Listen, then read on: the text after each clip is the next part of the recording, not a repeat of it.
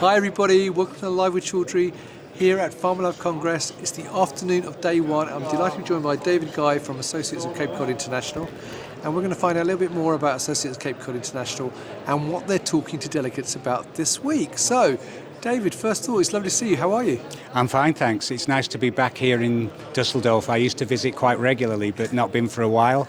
Oh, wow. So it's nice to be back, meeting old colleagues and new friends. Fantastic. Now, as I said, this is the afternoon of day one. So how has the morning gone for you, and have there been any talks you found interesting? People have been very interested in the information that we've had. It's been very busy. With the number of people we've had on the stand, we've needed them all to talk to the people that came along. And it's been nice to have people coming to find me out, having seen that I was on the speakers list. People that I've known for many years but have lost touch over the last 2 or 3 years because of COVID. Brilliant. And you mentioned you're on the speakers list. What are you speaking about? So I'm speaking about with an update on the regulatory side of things for recombinant Cascade reagent, which is a new approach for endotoxin testing so that we can reduce our reliance on the horseshoe crab traditional reagents. Well, we'll come to that in a minute, actually. But first things first, for people not familiar with Associates of Cape Cod International, can you just give me a quick overview of the business? Yeah, so Associates of Cape Cod, of all the endotoxin testing reagent manufacturers, is the only one that stayed focused on endotoxin detection using the Limulus lysate. We have two arms to us. The bacterial endotoxins test that's specifically related to the meeting here. We also have a clinical reagent looking at invasive fungal disease. Right, okay. And you mentioned your talk. So this week, what are you specifically talking to delegates about?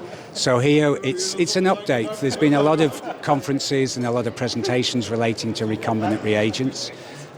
So specifically here, we're looking at the latest status of recombinant Cascade reagents from evaluation perspective, both internal and external, and how it currently stands with the regulators in the Pharmacopeia.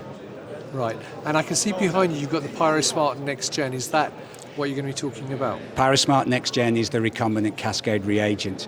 It had an elder brother called PyroSmart that was developed in Japan 10 years ago, so the technology isn't brand new.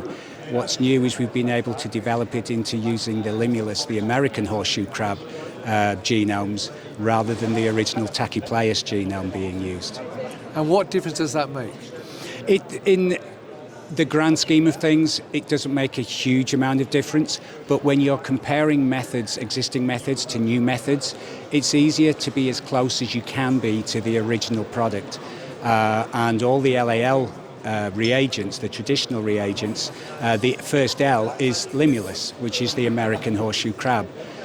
So changing from Tachypleus to Limulus genomes was the first step in developing the PyroSmart next generation. Brilliant. And you may have already answered this, but what makes it unique to what's already out there?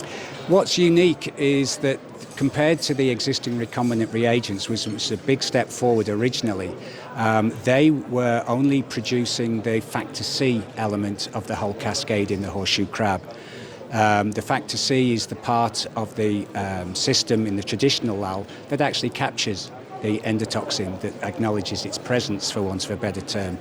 With the Cascade reagents, it has been we've recombinantly produced the other steps in the Cascade, so that when we're looking to read a result from the assay, we can use traditional optical density plate and tube readers rather than having to use an alternative fluorescent reader.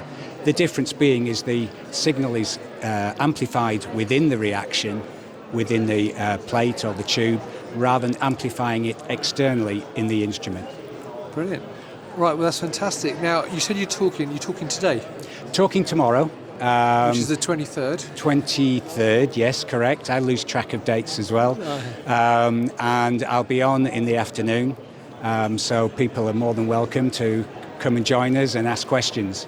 Brilliant. Well, I'll put the link with the timings above the video so people can see that. That's brilliant, well, David. Well, good luck with your presentation tomorrow, and Thank good luck you. with the rest of the show this week. So there you go, viewers. If you're here at PharmaLab Congress, then come and talk to David and the team here at ACCI at their booth. If you can't make it, then obviously you can check out their website and their LinkedIn page. The details are above the video. And if you can't do that, you can also send David a message on LinkedIn. Absolutely. And, and leave any questions you have actually for David. If you're not here, below the video in the comments, and I'm sure David will be only too happy to answer them. So David, thank you very much once again for your time. My pleasure. It's lovely to meet you, and have a great show, and good luck with the presentation, as I say, Thank you tomorrow. very much. And viewers, thank you for watching, and until next time, as always, stay well and stay safe. Bye-bye.